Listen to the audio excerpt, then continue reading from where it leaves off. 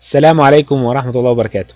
أهلا بيكم ومرحبا في الحلقات ال OTC drugs أو non prescription drugs أو الأدوية اللاوصفية.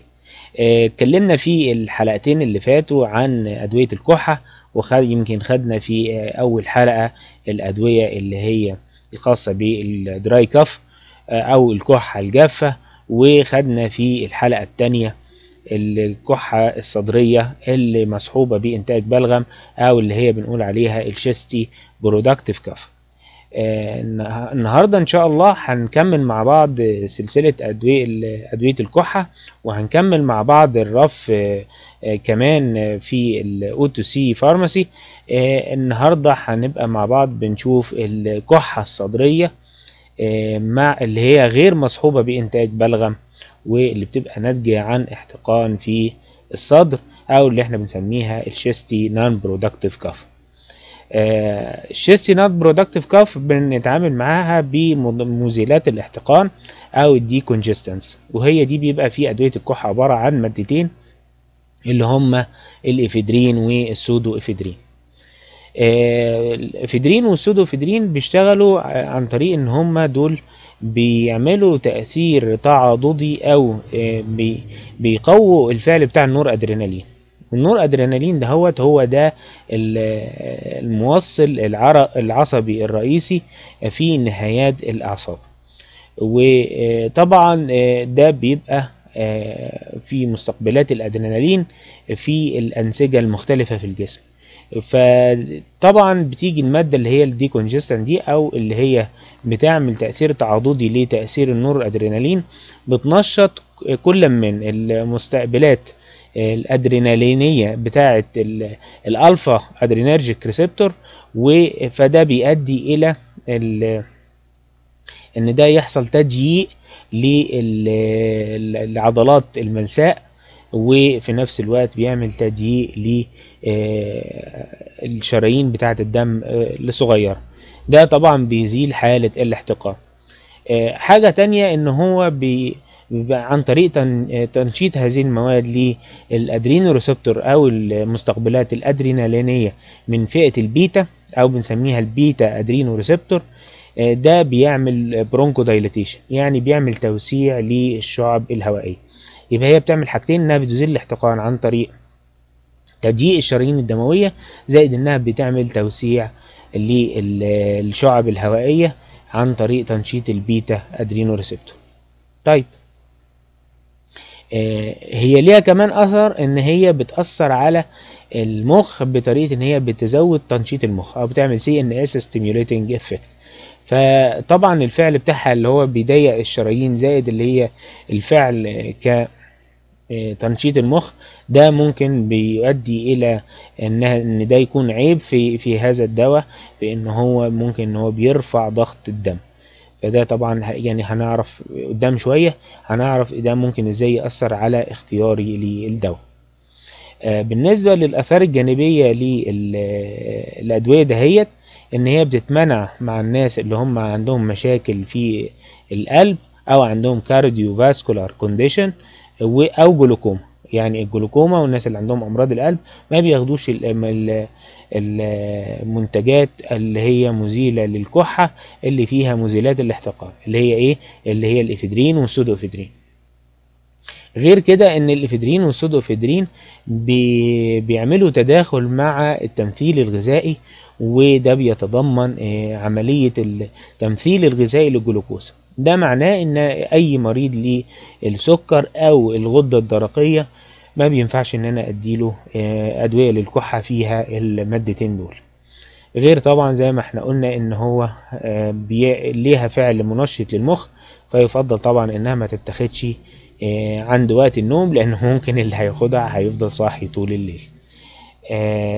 الجرعة بتاعة الافيدرين والسودوافيدرين، الجرعة بتاعة السودوافيدرين بتبقى 60 مللي جرام 4 مرات في اليوم، والجرعة بتاعة الافيدرين وهو يعني دلوقتي بقى نادرا ما يستخدم، لكن برضو احنا هنقولها عشان نبقى كملنا كلام، ان هي بتبقى 60 مللي جرام برضو، بس بدل 4 مرات في اليوم هتبقى 3 مرات في اليوم بس، لان الافيدرين بيعتبر نسبيا اقوى من السودوافيدرين.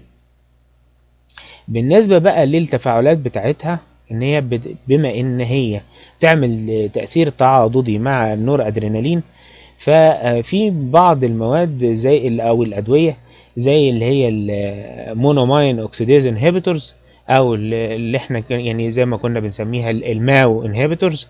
الماو انهبيتورز دي بتبقى هي اصلا بتقلل تكسير الادرينالين عند نهايات الاعصاب، وبالتالي بيبقى في كميه كبيره من الادرينالين والنور ادرينالين متوفره عند نهايه الاعصاب. فلما ادي حاجه تعمل تاثير تعاضدي معاها، ده ممكن يدي تاثير خطير جدا، ان هي بترفع ضغط الدم بشكل رهيب وتعمل هايبرتنسيف كرايسيس، او ان هي تعمل كريزه لضغط الدم.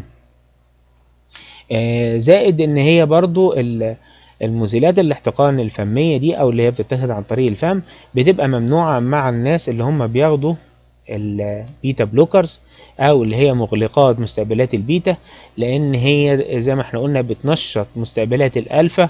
وبرغم ان مستقبلات البيتا بتبقى مقفولة، لكن بتبقى المحصلة النهائية ان برضو ان ضغط الدم بيرتفع. لكن هناخد اخر حاجة في عيلة ادوية الكحة، اللي هي بنسميها الملطفات او الديمالسنت. الديمالسنت هي مادة بتعمل تغليف للأغشية المخاطية الموجودة في البلعوم، وده بيدي تلطيف خفيف للبلعوم، بيبقى صحيح قصير بس بيدي تلطيف كويس. من أمثلة هذه المواد أو الديمالسنتس دي اللي هي الجليسرول، وعندنا برضو الليكويد جلوكوز، يعني أي شراب سكري بيحتوي على الجلوكوز، والسيرب. السيرب ده طبعا موجود في كل أدوية الكحة، والعسل اللي هو احنا بنسميه العسل الأبيض أو عسل النحل، والتريكل أو اللي هو دبس السكر، أو اللي هو السائل، أي سائل سكري بينتج بعمليات تصنيعية معينة. الحاجات دهيت بيبقى لها زي ما قلنا تأثير ملطف بسيط، وبيبقى مدته قصيرة، ولكن بتبقى كافية ان هي تلطف الكحة، وممكن ان انا بستخدمها مع اي نوع من انواع الكحة، يعني سواء الكحة الجافة او الكحة اللي هي البرودكتيف او النون برودكتيف. كل انواع الكحة بقدر استخدم معاها ديمالسنز دي بامان تام، لان هي ممكن برضو بيبقى لها تأثير وهمي شوية، ان هي بتأثر على المريض بشكل نفسي اكتر منها ان هي ممكن يكون لها فعل، لكن ده ما يمنعش ان هي لها فعل دوائي برضو. في بعض الحاجات اللي بيبقى فيه بتعتبر من الديمالسنس، وفيها مادة الجليسرول، وفيها الليمون، وفيها العسل، ودي بتبقى على شكل بستيليا او على شكل حلاوة او بونبوني. دي الحاجات دي بتبقى لها تأثير ملطف عن طريق ان هي بتنشط انتاج اللعاب او السلايفا، وده بيدي الديمالسنت افكت لما بيحصل عمليه مص للبونبونايه. ده بيدي لما بيزيد اللعاب ده بيدي ديمالسنت افكت على البلعوم، وبالتالي بيقلل من الكحه ويمكن بيقللها خالص. يمكن العيب الوحيد للمنتجات من طائفه ديمالسنت دي هي طبيعتها السكريه، لان طبيعتها بان موجود فيها سكر بنسبة عالية، ده بيخلي في بعض التركيبات طبعا مش كلها، ده بيخلي ان هي بيبقى لها مشكلة مع مريض السكر، واللي بالنسبة لي برضو الاطفال اللي هم ممكن يكون عندهم بعض المشاكل الصحية، او ان هم ممكن بيبقوا ما ينفعش ان هم يعني ياخدوا حاجات فيها سكريات، وبالتالي لان ده ممكن يعمل لهم تسوس في الاسنان، وخصوصا لما يكونوا هم فعلا بيعانوا من هذه المشكلة. لكن في بعض التركيبات اتعملت فيها المواد زي الليمون وزي العسل، وممكن انها بتبقى او ممكن بيبقى فيها الليمون بس، بحيث انها تنشط افراز اللعاب، وبتبقى خاليه من السكر، وساعتها ما بيبقاش في مانع ان انا استخدم برودكت سيلكشن بوينتس. ايه اللي بيخليني اختار منتج واسيب التاني؟ لازم وانا بتكلم مع المريض لازم اعرف الاعراض بتاعه الكحه بتاعته كويس، بحيث ان انا اقدر احدد هي اي نوع من انواع الكحه، وغير كده تاريخ الموضوع. يعني لو اي حد بيجي لي بيقول لي انا عندي كحه مثلا، لازم اساله سؤال بسيط: من امتى؟ لان ممكن ان هو الكحه تكون عنده اكتر من اسبوعين، ولو الكحة عنده اكتر من اسبوعين ساعتها بعمل له التحويل على الطبيب البشري، بحيث ان بيبقى الموضوع محتاج تشخيص اكتر من كده. طبعا ال- الادويه اللي هي بيبقى فيها الدمالسنس او اللي احنا لسه متكلمين عنها من شويه، دي بتبقى فيها بعض المواد اللي هي زي ما احنا قلنا بتبقى مواد ملطفة وليها تأثير وهمي، ودي برغم ان هي ممكن ما يعني ملهاش فايدة مثبتة لكن بتفيدني في حالات كتيرة جدا جدا جدا. وانا بختار المنتج لازم ان انا اختار المنتج اللي تبقى المكونات بتاعته مرتبطة بالحالة اللي قدامي، لان لو في منتج بس مجرد ان في مواد كتيرة جدا جدا جدا، لكن كل هذه المواد بجرعة او نسبة المواد فيها اقل من النسبة اللازمة لعمل التأثير الطبي، ساعتها ما بيبقى لهاش اي فايدة وليها اي تأثير. يبقى انا ساعة ما بختار منتج صحيح بشوف فيه المكونات وبتأكد ان هي صالحة للكحة اللي موجودة عند العميل اللي عندي، ولكن في نفس الوقت بشوف هل نسب المكونات هل هي كافية ولا لا، لان زي ما قلنا ان في بعض الشركات بتعمل مكونات اقل من نسبة المادة الفعالة فيها أقل من المطلوب، وبالتالي بيبقى كأنها ملهاش فايدة جدا، وده اللي احنا بنسميه اللي هو السب ثيرابيوتيك اماونت، ان بيبقى كمية غير كافية لإحداث التأثير الطبي. بالنسبة لأدوية الكحة اللي فيها الأنتي هيستامينكس برضو بنفكر إن هي ما تنفعش مع المرضى اللي عندهم جلوكوما أو عندهم بروستاتا. بالنسبة للمزيلات الاحتقان اللي هي من طائفة السيمباثوميماتيك ديكونجستنت، برضو دي بنخلي بالنا ان هي ما تستخدمش مع مرضى السكر او اللي عندهم جلوكوما او اللي عندهم مشاكل في القلب او اللي عندهم مشاكل في الغدة الدرقية او ان هم بياخدوا مغلقات مستقبلات البيتا او البيتا بلوكرز او اللي بياخدوا المونوماين اوكسيديز انهبيتورز، لان دي كلها بتتعارض مع مزيلات الاحتقان من هذه الطائفة. بالنسبة بقى للتوصيات ازاي برضو ان انا هختار المنتج يعني كلام نهائي وبشكل عام.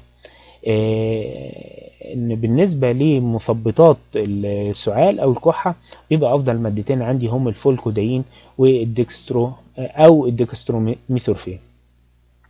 بالنسبة للي هم طاردات البلغم بيبقى احسن مادة عندي الجوايافينيزين، وده بتركيز 200 مللي جرام بالنسبة لجرعة الكبار.